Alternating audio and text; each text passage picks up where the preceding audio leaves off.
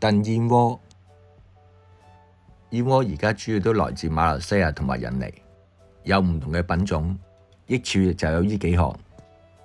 而呢幾片就係燕窩盞，浸佢1晚呢就會發脹。雖然燕窩好有益，但係有啲人都係唔食得嘅，對食物過敏啦，同埋癌症就不宜食啦。最傳統嘅做法就冰糖燉燕窩，今次我就加入其他材料，就令佢更加好食。要有薑片或者用薑汁啦，紅棗就帶一啲甜味同香味，冰糖就按自己中意嘅甜度嚟加啦。蓮子百合同呢個燕窩十分之夾啦，可以俾香味去同埋更加潤。浸佢1晚先好燉。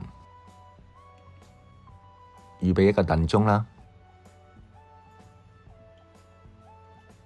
燕窩浸軟咗之後呢，就隔走晒啲水分啦。用盞呢就會大塊啲，一梳一梳嘅。燉出嚟都會變咗做一條條，睇落都矜貴啲嘅。如果喜歡軟身啲，食落個口感滑啲，就燉耐少少咯。呢度大約就1兩嘅燕窩，浸咗之後都好多啦。冰糖就喺最後15分鐘之後先落，其他嘅材料就放入埋呢個燉盅裏邊，同埋燕窩一齊燉就可以啦。燉燕窩嘅時間呢就好在乎燕窩浸咗幾耐啦，同埋佢係咩嘅燕窩。如果係野生凍燕，就要浸耐啲同燉耐啲咯。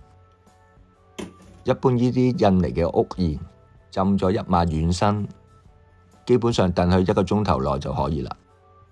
記住燉嘢要用熱水，燉燕窩唔使加太多水嘅，啱啱好浸過燕窩面就可以啦。記得蓮子百合都要浸軟身，否則燉1個鐘頭，蓮子百合係唔會腍嘅。加好晒啲材料入裏邊，就可以冚蓋預備燉啦。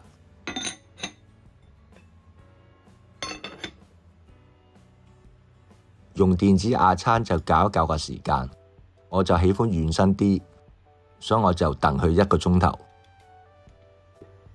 呢個時候就落冰糖啦，燉多15分鐘就搞掂啦。百合、蓮子、紅棗、冰糖燉燕窩，呢個係燉出嚟燕窩係比較軟身嘅。如果你想夾到啲燕窩，燉半個鐘頭多少少就得啦。按你自己中意嘅口感嚟燉就可以啦，簡單易做。